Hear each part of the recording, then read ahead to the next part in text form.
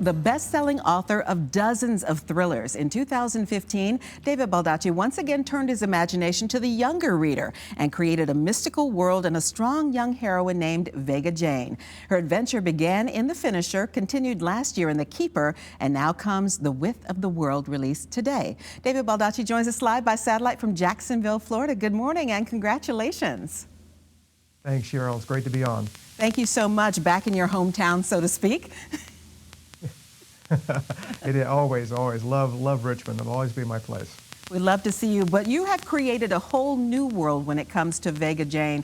How does that process work? Because you said, I'm going to write this book for young adults, create these characters, and then you have to create a whole new world and a whole new, basically, vocabulary as well.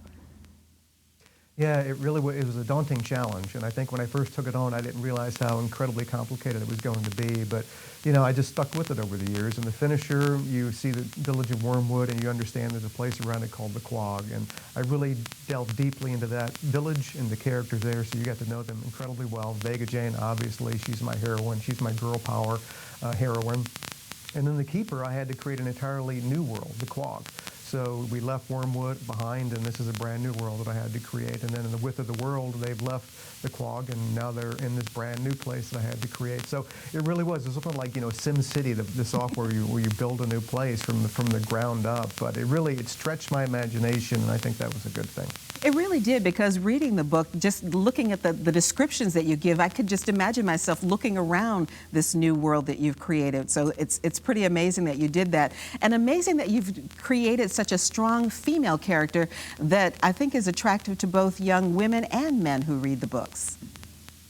I think so too. I mean, Delph is a very strong male character, but this is Vega Jane's show. She's on the search for the truth. She's never had it in her whole life. Everything about her life and her past and her village was just a lie. It was fabricated, and she wants to know why. And that's why she's taking this incredibly dangerous journey with Delph, who's like her right-hand guy and her best friend. And it's great to see the teamwork. And they have a new character in this book, Petrosonic, they met in The Keeper.